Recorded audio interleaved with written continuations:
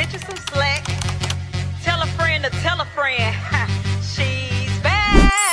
Hello les gars, j'espère que ça va bien, que la famille ça va bien, les amis ça va bien, la santé ça va et également la richesse ou la future richesse. Aujourd'hui on se retrouve pour une nouvelle vidéo, je vais vous parler des premières étapes concrètes dans cette création de ma marque de vêtements de sportswear. Je vais donc vous parler de mes avancées, de mes défis, mes conseils par rapport à l'entrepreneuriat et à la création d'une marque. Pour les nouveaux qui viennent d'arriver sur ma chaîne et qui sont tombés sur cette vidéo, moi c'est Mathilde, j'ai 24 ans et je vais créer ma marque de vêtements sportswear éco-responsable à destination des femmes. Donc le but de ma marque, c'est que les femmes se sentent plus à l'aise lors de leur activité physique, qu'il y ait moins d'inconvénients quand elles en font, mais aussi que toutes les morphologies soient mises en avant grâce à mes produits. Voilà un peu pourquoi j'ai voulu créer ma marque. L'étape concrète que j'ai déjà effectuée ces dernières semaines, ça a été la création de ma micro-entreprise sur le site de l'INPI. Donc si vous souhaitez avoir un statut de micro-entrepreneur, micro-entreprise, il faudra vous inscrire sur l'INPI et compléter toutes vos informations. Sachant que moi j'ai pris énormément de temps, une semaine au moins pour finaliser mon inscription et avoir mon statut. Heureusement que je suis tombée sur les bonnes personnes et qu'une amie du D2E m'a aidée pour le faire parce qu'elle avait déjà des connaissances sur la création du statut de micro-entrepreneur, mais également merci Marion pour l'aide aussi. Je vous conseille pas d'acheter ou de prendre quelqu'un pour le faire, vous pouvez très bien le faire tout seul ou toute seule. Il faut juste que vous cherchiez les bonnes informations sur internet. En tout cas, il y a plein de vidéos YouTube, si vous voulez, je pourrais vous les mettre en barre d'infos. Elles m'ont bien aidé. Et dans la foulée, j'ai fait la demande de l'ACRE. Pendant 12 mois, grâce à l'ACRE, vous aurez une exonération des cotisations sociales de 50%. Après, il faut bien regarder que vous rentriez dans la catégorie pour y avoir accès.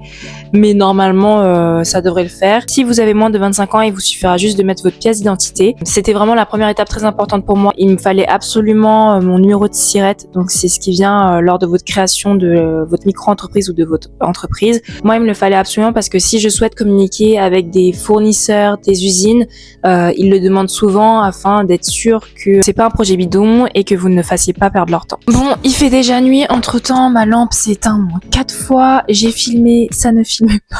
Donc mes conseils pour cette première étape, de vous fixer des objectifs, même les plus petits possibles, afin que vous puissiez avancer à votre rythme et dans les meilleures conditions possibles. Savoir ce que vous allez proposer, à qui, à quel prix.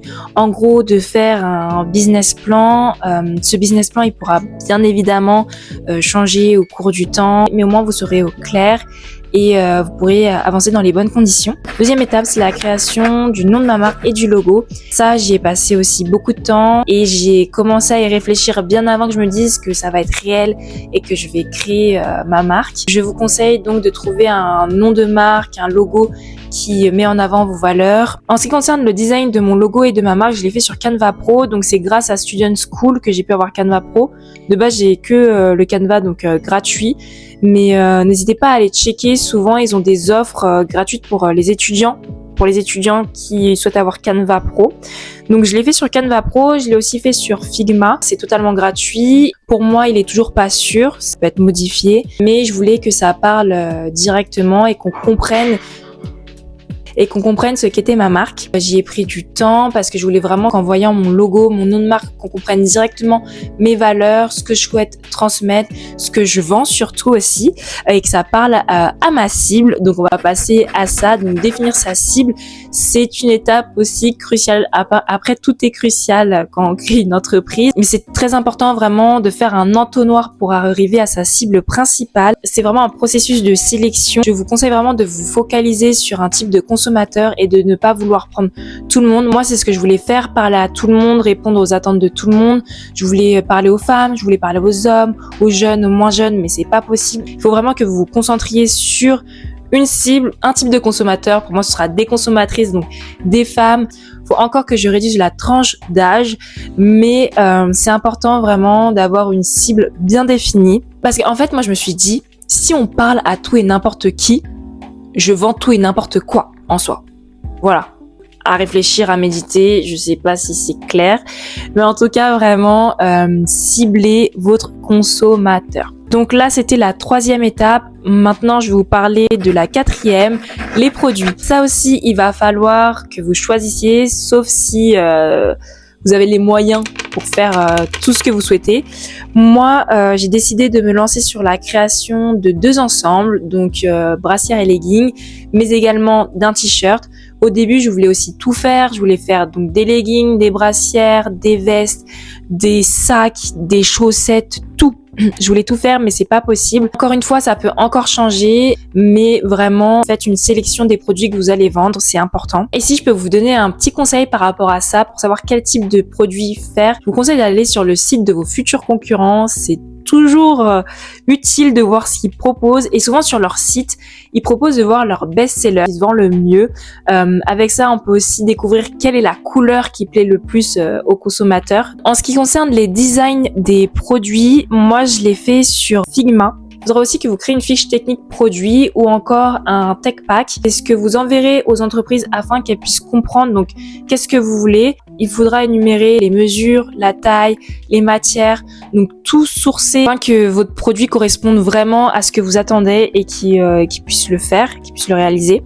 On parle des fournisseurs. Là, c'est ma 5e étape.